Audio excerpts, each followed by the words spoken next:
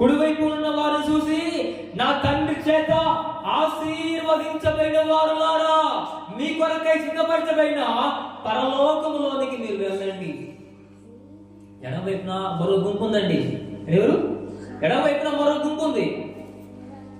శపించబడిన వారులారా, నన్ను విడిచి అపవాదిని వాని దూతలకు ఏర్పరచబడిన నిత్య అగ్నిలోకి నిలుపుకోండి. ఇప్పుడు చెప్పండి, వాని క్రియల చొప్పున, వాని పనుల చొప్పున, ఈ లోకంలో పుట్టామని, ఏదో కలిగిందని, దేవుడు ఇచ్చాడని, మన ఆలోచనలు బట్టి, మన యవనాన్ని బట్టి, మన అందాన్ని బట్టి, మనకున్న అహంకారాన్ని బట్టి, మనకున్న డబ్బును బట్టి, మనకు కలిగిన దాన్ని బట్టి అపవాది మార్గాల్లో అనేకులు నడుచుకుంటూ, ఎవరు చూడలేదని, ఎవరు వినలేదని, ఎవరు చెప్పలేదని, ఎవరు అనుకోలేదని, ఎవరు నన్ను ఏం చేయగలరని ఒకవేళ పొరపాటు పడి తప్పుడు మార్గాల్లో నడుస్తా ఉన్నానేమో.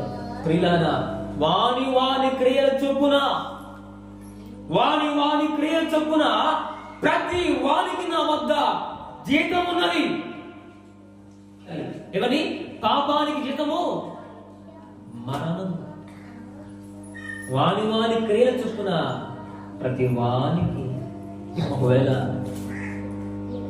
వాక్యాన్ని పక్కన పెట్టి, మందిరాన్ని పక్కన పెట్టి, దేవుని నడిపింపును పక్కన పెట్టి, దేవుని ఆలోచనలు పక్కన పెట్టి, ఒకవేళ ఈరోజు మీకు ప్రశ్న కాదు, మీ మనస్సాక్షి వదిలేస్తా ఉన్నాను. ఏ క్రియల్లో మనం ఉన్నాము? పరలోకం పొందుకున్న వారుగా మనం ఉన్నామా? నిత్య అగ్నిగుండంలో కాలే వారుగా మనం ఉన్నామా? నో డౌట్, సందేహమే లేదు. ప్రతి వానికి వాని క్రియల చొప్పున జీవితం నా వద్ద ఉన్నదని నిశ్చయంగా స్పష్టంగా ప్రభు మాట్లాడుతూ వచ్చారు. ప్రియులారా, ఏ జీతం పొందే వారంగా మనం ఉన్నాం?